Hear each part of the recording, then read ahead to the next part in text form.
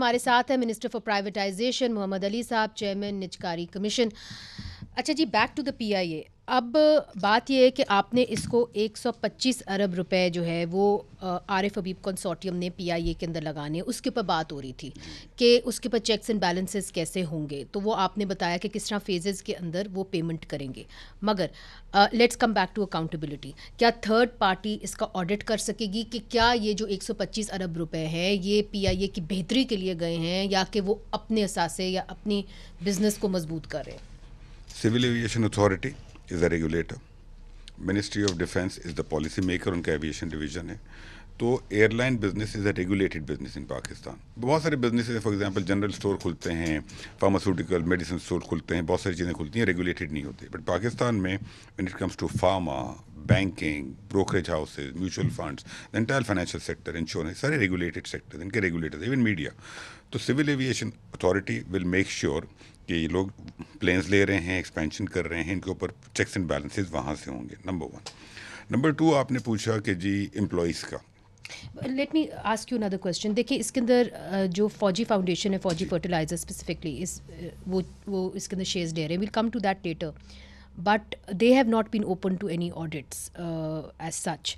तो Arif Habib consortium would be open to an audit? नहीं, देखिए फौजी फर्टिलाइज़र जो है या फौजी फर्टिलाइजर फाउंडेशन की जो बिजनेसेस हैं, that's a private sector entity.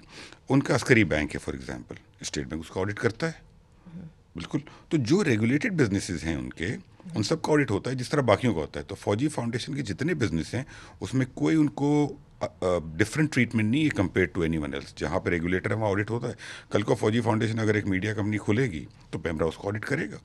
उनका पावर प्लांट है, फॉर एग्जांपल नेपरा उसको देखता है। तो रेगुलेटेड बिजनेस में रेगुलेटर देखता है। सिमिलरली आरिफ हबीब साहब ने अगर एयरलाइन ली है उन लोगों ने, तो जो रेगुलेटर है सिविल एविएशन अथॉरिटी, वो उनके ऊपर रेगुलेट करेगा उनको। अच्छा, अगर अब हम इसके पर हम will come back later, but इसके पर अगर नौकरियों के पर आ जाएं, बिकॉज 1 साल के बाद जो है एम्प्लॉयज़ को 1 साल तक तो उनको है कवर है कि वो वहाँ पे रह सकेंगे। 1 साल के बाद हक होगा कि जिसने भी ख़रीदा है कि वो उनको निकाल भी सकते हैं। तो फिर उनकी पेंशन्स की बात आएगी। क्या उनको पेंशन आरिफ हबीब कंसोर्टियम देगी? Have you figure that out? लेकिन तीन एस्पेक्ट्स हैं एम्प्लॉयज़ के। I answer all 3। पहला, जो रिटायर्ड एम्प्लॉयज़ हैं, ये बड़ा कंसर्न था रिटायर्ड एम्प्लॉयज़ का, और बड़ा जेन्युइन कंसर्न। देखिए एम्प्लॉयज़ जो हैं, हम भी इसी मुल्क के इंसान हैं, और we also feel for people कि जिन लोगों ने यहाँ पर पीआई को इतना खून पसीना, इतनी मेहनत की है, तो उन सब का ख्याल करना चाहिए, जो कमिटमेंट्स हैं पूरे होने चाहिए, और कोई अनफेयर ट्रीटमेंट ना हो। तो रिटायर्ड एम्प्लॉयज़ की जो पेंशन है, जो उनके मेडिकल हैं, जो डिस्काउंटेड टिकट्स उनको कमिटमेंट है, वो सारे का सारा गवर्नमेंट पे करेगी, गवर्नमेंट बियर करेगी वो। और वो ऑब्वियसली एक टाइम पीरियड लगेगा, बट वो एक कमिटमेंट है उन लोगों ने। कब तक? वो जो कमिटमेंट है, जो पायलट्स हैं, जो रिटायर्ड पायलट्स हैं, इंजीनियर्स हैं, जो भी उनके कमिटमेंट्स हैं, जिस एज तक जो कुछ भी है, वो गवर्नमेंट की रिस्पॉन्सिबिलिटी तो ये होगी। खेप तो निकल जाएगी। ये ठीक है, कोई भी पीआई का बायर ना देता, ये माजी की चीज़ है, हमें देनी है। अच्छा, जो करंट एम्प्लॉयज़ पर आ जाएं, करंट एम्प्लॉयज़ के जितने बेनिफिट, जो कॉम्पनसेशन है, जो इनकी सैलरीज हैं, जो पर्क्स हैं, वो एग्जैक्टली एज इट इज़ रहेंगे। They cannot be changed to their disadvantage. उनकी पेंशन वगैरह भी एज इट इज़ रहेगी। ये पीआई जो नए बायर्स हैं, इनकी जिम्मेदारी होगी। तीसरी चीज़ कि 12 माह के बाद क्या होगा, इसमें 2 एस्पेक्ट्स हैं।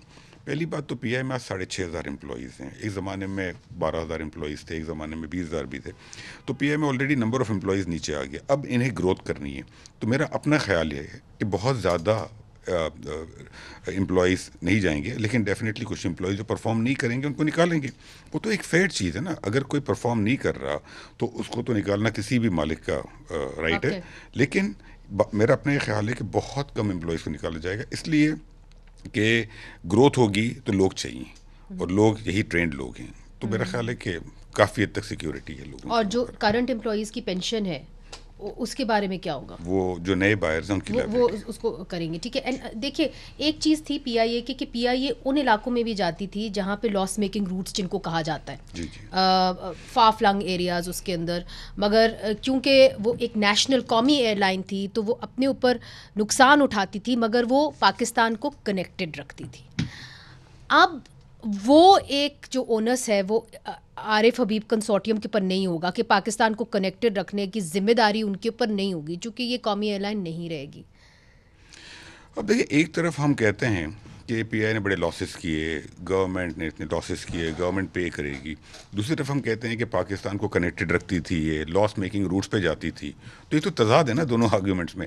अगर कोई भी एयरलाइन लॉस मेकिंग रूट्स पे जाती रहेगी तो फिर नुकसान होगा, फिर नुकसान तो आप और मैं भरेंगे, टैक्स पेयर मगर भरेगा। वहाँ के जो लोग हैं वो तो अच्छा। उनके पास तो ये होगा ना, उनको तो उन्होंने तो जी। नहीं देखना कि जी आपकी बैलेंस शीट तो नहीं देखनी है जी हुकूमत जी की, उन्होंने तो देखना है कि जी मैं स्कर्दू से इस्लामाबाद पहुँच सकती हूँ कि नहीं पहुँच जी। सकती हूँ, ठीक है। तो एक बात तो ये हो गई कि लॉस मेकिंग रूट्स पे कोई भी एयरलाइन जाएगी तो उसे नुकसान होगा। अच्छा, दो और चीज़ें इसके अंदर। पहली बात, पीआईए एक ज़माने में, आज से कुछ साल पहले तक लॉस मेकिंग रूट पे भी चलती थी।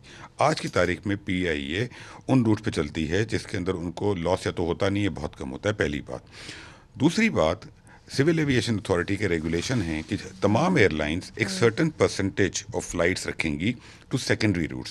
सिविल एविएशन अथॉरिटी ने दो कैटेगरीज रखी हैं रूट्स की, एक प्राइमरी और सेकेंडरी।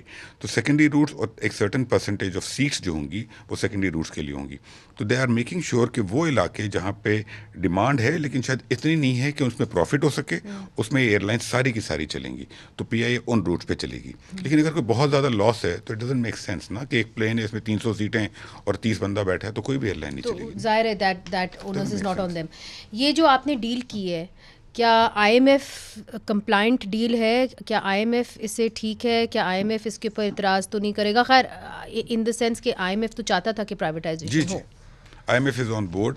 और कुछ कंसेशन जो हमने उन्हें दिए हैं, फॉर एग्जांपल जीएसटी हमने हटाया एयरक्राफ्ट के ऊपर या पार्ट्स के ऊपर। तो जो जो आईएमएफ से रिलेटेड चीज़ें थी वो सारी आईएमएफ से अप्रूवल लेने के बाद हमने की। तो IMF is fully on board on this.